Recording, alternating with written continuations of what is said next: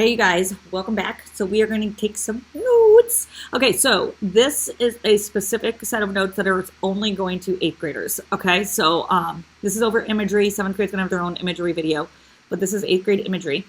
You guys are going to need these two foldables that came with your foldables. Okay, they will say imagery on the end. I will have given you, it'll look like this. Okay.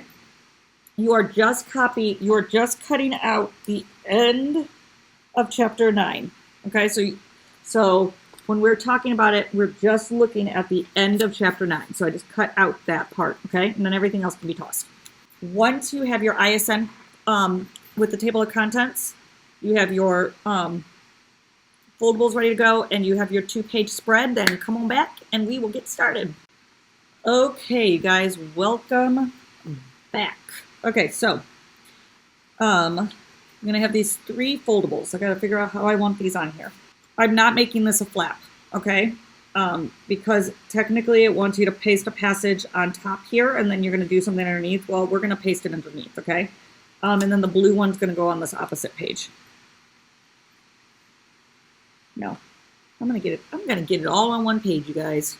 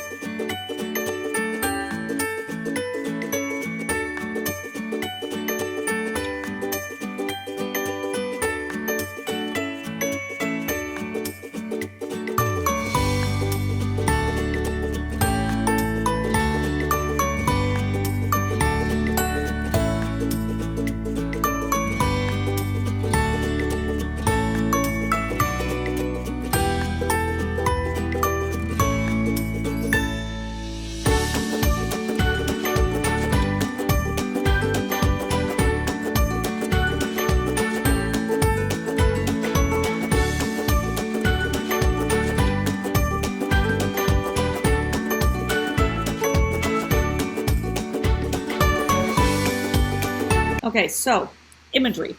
Imagery is when the author uses words to create mental images. So what I've done is it says here to select and paste a passage from the novel you're reading and paste it below.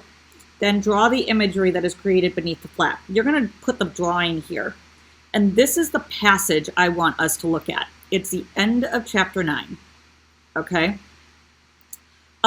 We will have talked about this because this goes with allusion.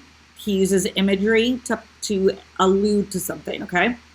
So we have these last 2 paragraphs of chapter 9 where it says, along the shoreward edge of the shallows, the advancing clearness was full of strange moonbeam-bodied creatures with fiery eyes.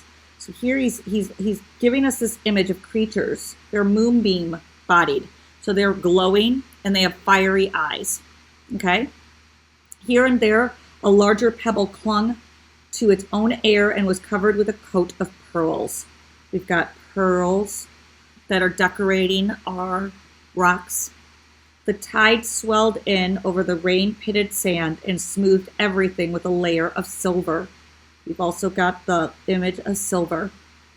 Now it touched the first of the stains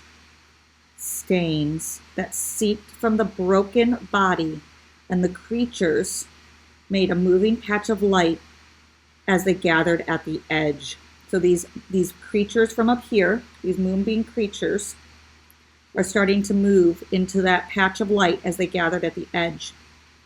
The water rose farther and dressed Simon's coarse hair with brightness.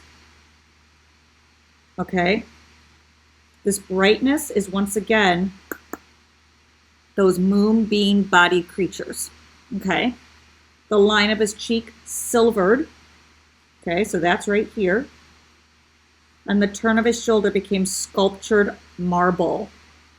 The strange attendant creatures, with their fiery eyes and trailing vapors, busied themselves around his head.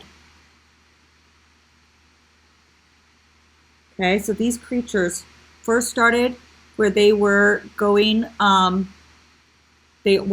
these moonbeam-bodied creatures were first attracted to his coarse hair, and now they're busying themselves around his head. The body lifted a fraction of an inch from the sand, and a bubble of air escaped from the mouth with a wet plop. Then it turned gently in the water. Somewhere over the darkened curve of the world, the sun and moon were pulling, and the film of water on the Earth planet was held, bulging slightly on one side while the solid core turned. The great wave of the tide moved farther along the island, and the water lifted, softly, surrounded by a fringe of inquisitive bright creatures, itself a silver shape beneath the steadfast constellations. Simon's dead body moved out towards the open sea. Okay, so this is where we really find out, like we've already inferred, and we've obviously talked about this, we've already inferred that Simon has been killed. Okay, but I want you to look at this imagery up here. Okay, we've got all of these moonbeam things. They are going around his hair. He's got this dark hair. Okay, they are all around his head. Okay, so you're going to draw Simon's dead body on the water, and these creatures are all around his head. So I want you to think about this. They just keep wrapping themselves around his head. What has William Golding given to Simon as he's laying in this water dead? What is that imagery that he's provided with these moonbeam creatures? Okay? He's given him a halo. Okay? Given him that halo. Okay? You also need to think about what Simon represented in the allegory. Okay? Think about how kind he was. I want you to think about the fact that William Golding gave him this very, very dark hair that always seemed to fall in his eyes. So his hair was always long. He's got this halo. He was kind. A lot of people will argue that Simon, where is it? Simon, oops. Good thing I'm drawing little notes. Simon right here, he is a Christ-like figure. Think about how he has been all the way through this book, and then how William Golding chose his death. Okay? He had him killed by the boys on the island. Okay? Probably the only innocent person on this island was probably Simon. Okay? He was killed, and then after he was killed, he's out to sea, and these are the images that we get. Okay? So a lot of people call him a Christ-like figure. Okay? So I want you to kind of give me that imagery in a picture up here. I also want you to, it says, choose a quote that depicts the main character of the story. That is not Simon. So you are either going to pick Jack or you're going to pick Ralph. Okay? And then it says, create a list of key words below that will help you draw the image beneath the flap. So you're going to choose a quote that depicts the main character, Jack or Ralph. Honestly, at this point in the book, the easiest one to find the strongest quote for that would give you a really strong depiction is going to be Jack. Okay, there were some in chapter 9 that would definitely do that for you. You're going to write the quote here, and then you're going to draw that image that William Golding created. Okay?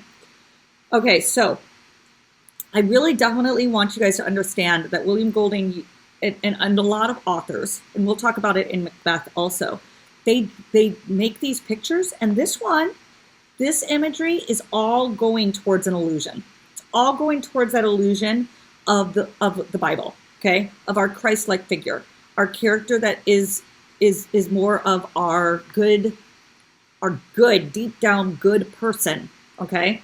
That obviously died for the boys. He was trying to save them, wasn't he? He was coming down there to tell them what the beast was, why they should not be scared, and look at what happened to him. Their fear got the best of them, and they ended up killing him, okay? And he had all of the answers, okay? So, go ahead. You guys are going to take a quick little quiz. And then obviously we're going to talk a little bit more about this, but I definitely want you guys to understand how this worked in Lord of the Flies. Okay? Okay, I will see you guys tomorrow.